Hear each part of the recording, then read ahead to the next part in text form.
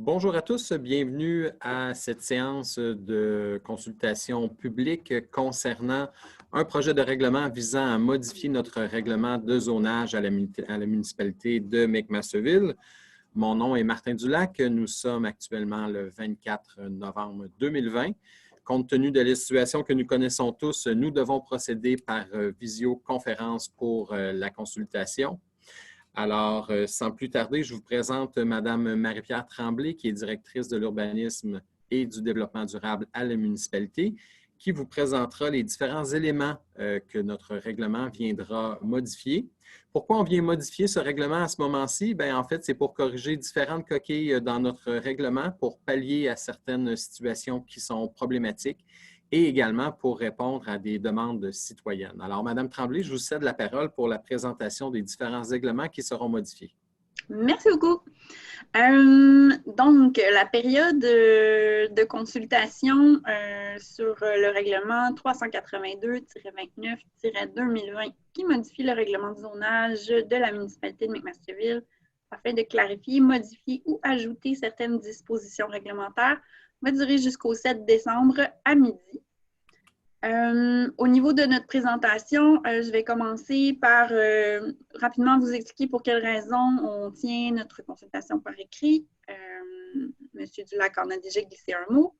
Je vais expliquer la situation actuelle de notre réglementation, les objectifs et le contenu du projet de règlement qu'on souhaite adopter, les étapes qui vont mener à l'adoption du règlement, le processus d'approbation référendaire et les procédures pour nous faire parvenir vos commentaires et vos questions. On tient une consultation par écrit dans le cadre de l'adoption du règlement 382-29-2020 en raison de la pandémie de la COVID-19. Donc, étant donné qu'on ne peut pas tenir d'assemblée publique comme en temps normal pour éviter la propagation du virus, on enregistre cette vidéo pour vous présenter notre projet de règlement. Il y a également une version simplement écrite de la présentation qui est disponible sur notre site Internet, de même que le projet de règlement qui est visé.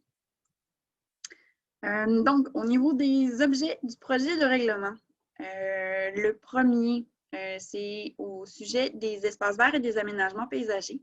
Actuellement, notre règlement de zonage prévoit des superficies minimales qui doivent être aménagées en espaces verts ou en aménagement paysager. Et la réglementation ne précise pas que ces aménagements-là doivent être constitués de végétaux naturels, ce qui fait en sorte qu'on reçoit parfois des demandes pour du gazon synthétique ou pour des plantes synthétiques. On souhaite donc modifier notre réglementation pour spécifier que les superficies minimales qui doivent être aménagées en espace vert ou en aménagement paysager doivent être constituées de végétaux naturels. Ça vise à limiter les îlots de chaleur et favoriser la biodiversité. Cet élément-là ne sera pas susceptible d'approbation référendaire. Le deuxième élément qu'on souhaite modifier, c'est la hauteur des garages détachés. Actuellement, la hauteur maximale qui est autorisée pour un garage détaché résidentiel pour un bâtiment d'un étage, c'est pas plus haut que le bâtiment principal. Pour les bâtiments de plus d'un étage, on autorise un maximum de 85% de la hauteur du bâtiment principal. Ça fait en sorte qu'il y a parfois des garages assez hauts qui sont construits dans certains secteurs résidentiels. Et puis également, actuellement, ce n'est pas spécifié clairement dans la réglementation qu'on autorise uniquement un rez-de-chaussée pour un garage. Donc, c'est arrivé à quelques reprises où est-ce qu'on a eu des deuxièmes étages sur des garages détachés, ce qu'on souhaite éviter. On souhaite donc remplacer les normes sur la hauteur des garages détachés pour spécifier qu'un garage ne doit comporter qu'un seul étage et que la hauteur maximale autorisée est de 4,5 mètres sans jamais excéder la hauteur du bâtiment principal pour s'assurer de l'intégration des garages détachés dans les secteurs résidentiels puis qu'ils ne soient pas disproportionnés par rapport aux bâtiments environnants. Cette disposition-là sera soumise à l'approbation référendaire des personnes habiles à voter. C'est une disposition qui s'applique à l'ensemble du territoire. Donc, l'ensemble des personnes intéressées de la municipalité pourront faire une demande d'approbation référendaire s'ils le désirent. Les dispositions vont constituer, par contre, zone par zone c'est comme si les dispositions étaient adoptées indépendamment dans chacune des zones de la municipalité. Donc, vous avez sur notre site Internet un lien vers le plan de zonage si vous voulez savoir dans quelle zone vous vous situez. Le troisième élément qu'on souhaite modifier, c'est au niveau des capteurs énergétiques. Donc, on parle des panneaux solaires principalement.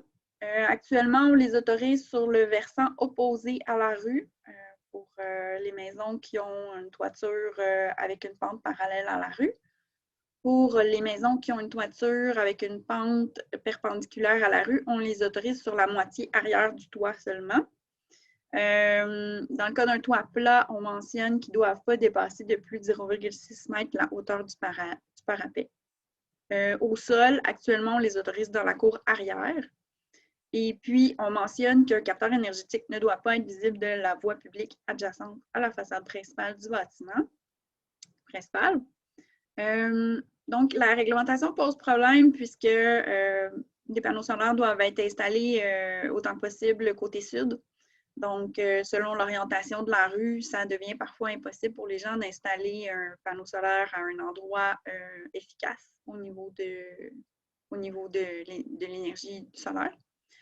Donc, on souhaite modifier notre réglementation pour les autoriser de tous les côtés des toitures, autant des bâtiments principaux que des bâtiments accessoires. On spécifie toutefois que la hauteur du capteur solaire ne pourra pas excéder de plus de 30 cm la hauteur du toit. Dans le cas d'un capteur énergétique au sol, on souhaite les autoriser également en cour latérale, en plus des cours arrière.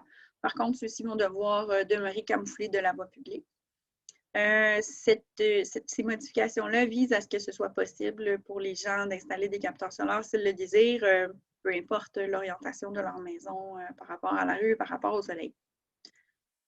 Ces dispositions-là seront soumises à l'approbation des personnes habiles à voter. Encore une fois, c'est des dispositions qui s'appliquent à l'ensemble du territoire. Donc, l'ensemble des personnes intéressées pourraient déposer une demande d'approbation référendaire s'ils le désirent. Le quatrième élément qu'on souhaite modifier dans notre réglementation concerne le recouvrement des aires de stationnement.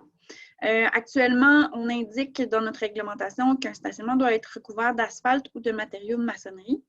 C'est important de mentionner, par contre, que ces dispositions-là existent dans notre réglementation seulement depuis quelques années. Donc, les aménagements des aires de stationnement, les aires de stationnement qui étaient déjà aménagées en gravier avant que la réglementation actuelle entre en vigueur, peuvent demeurer en gravier. Dans le fond, on souhaite modifier la réglementation puisque actuellement, on n'autorise pas le pavé alvéolé et puis c'est quelque chose vers quoi certains citoyens désirent se tourner. Ça permet de conserver une certaine proportion de l'aire de stationnement gazonnée ou herbacée. Ça permet l'infiltration d'eau et ça permet de limiter les îlots de chaleur. On souhaite également autoriser pour il y a certaines personnes également qui aimeraient installer uniquement des roulières, donc uniquement des petites bandes pavées pour mener à un garage ou pour stationner un véhicule récréatif. Ça non plus, actuellement, ce n'est pas autorisé. Donc, notre réglementation va à l'encontre de certains objectifs de développement durable au niveau de la réduction des îlots de chaleur et l'infiltration de l'eau de pluie dans le sol. Donc, c'est pourquoi on veut modifier notre réglementation. On souhaite donc maintenant autoriser les recouvrements en asphalte, en béton, en pavé alvéolé ou avec un système alvéolaire en plastique. Le recouvrement des aires de stationnement sera obligatoire pour toutes les nouvelles aires de stationnement ou toutes les aires de stationnement modifiées. Ça va aussi mentionner dans notre réglementation que les stationnements doivent être aménagés de manière à éliminer tout soulèvement de poussière ou de boue pour limiter les nuisances. Dans le cas d'une habitation unifamiliale ou bifamiliale, on souhaite aussi permettre l'aménagement de roulières pour les superficies de stationnement qui vont être aménagées en dessus du nombre minimum de cases de stationnement, donc en plus du minimum aménagé. Donc, pour mener à un garage détaché, par exemple. Les roulières vont pouvoir être bétonnées en pavé autobloquant ou en pavé alvéolé ou avec un système alvéolaire en plastique. On spécifie dans notre nouvelle réglementation qu'une aire alvéolée devra être ensemencée et bien entretenue. On stipule également que les aires alvéolées ou constituées de roulières ne seront pas comptabilisées dans la superficie des espaces verts exigés au règlement.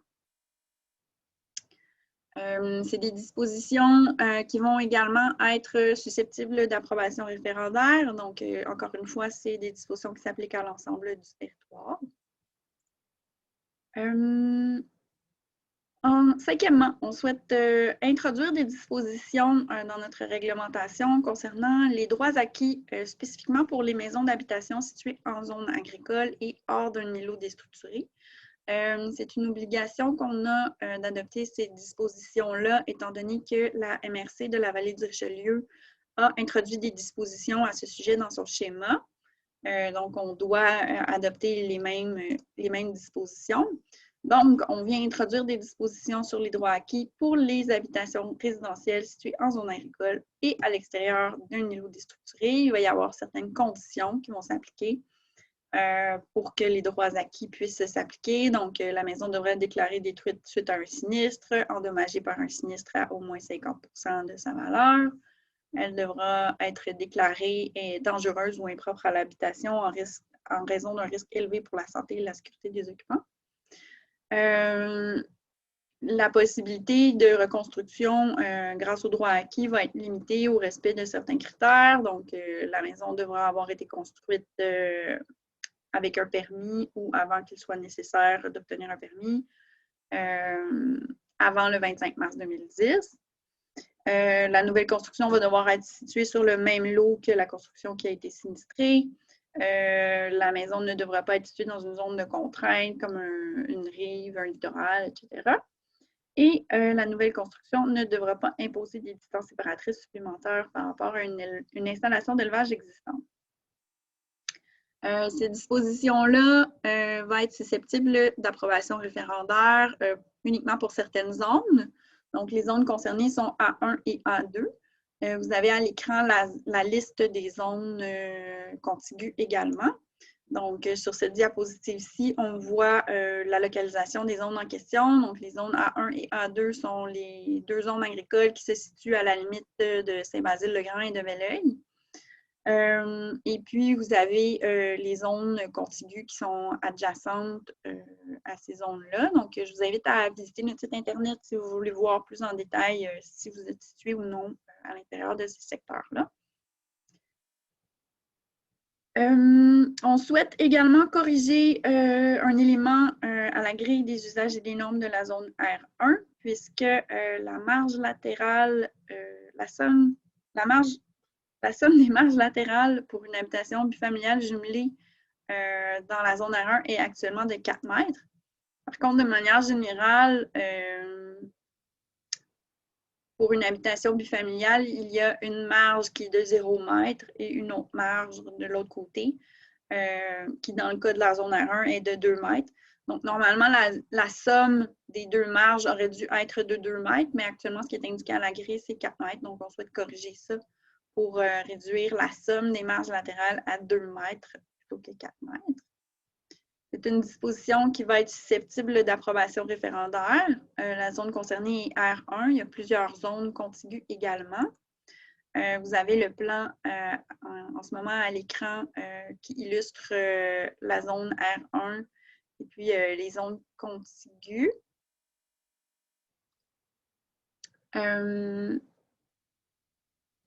Là, je vois à l'écran qu'il semble y avoir une erreur au niveau du plan. Là. On va le corriger sur notre site Internet, je m'en excuse. Mais on voit quand même la zone R1 qui est en rangée ici. Donc, c'est une zone qui est située entre le Richelieu et le boulevard Laurier. La situation, on souhaite également corriger une coquille dans la zone R13, puisque actuellement, dans cette zone-là, on demande une hauteur minimale de 3 étages pour les bâtiments qui sont situés dans cette zone. Par contre, le bâtiment qui est dans cette zone-là a actuellement 2 étages. Donc, on souhaite corriger la hauteur minimale à 2 étages. La zone concernée est R13 et les zones contiguës sont P3 et R1. Donc, c'est une disposition qui va être susceptible d'approbation référendaire par les personnes intéressées de ces zones-là. On voit à l'écran la zone R13 là, qui se situe le long de la 4e avenue et puis les zones contiguës qui sont également à l'écran. On souhaite aussi corriger une erreur à la grille de la zone R16. Actuellement, le nombre maximal de logements par bâtiment pour les habitations multifamiliales isolées dans la zone R16 est de 1 sur la grille des usages et des normes. Normalement, pour une habitation multifamiliale, il y a au moins 4 logements. On souhaite donc corriger la situation et indiquer qu'une habitation multifamiliale doit comporter un maximum de 4 logements dans la zone R16, ce qui est le cas actuellement. La zone concernée dans ce cas-ci est R16. Vous voyez à l'écran également la liste des zones contiguës. Donc, c'est une disposition qui va être susceptible d'approbation référendaire. Vous voyez donc à l'écran en ce moment la localisation de la zone R16. C'est une zone où se situent actuellement les jardins Richelieu. Et puis, vous voyez en bleu les zones contiguës qui se situent autour.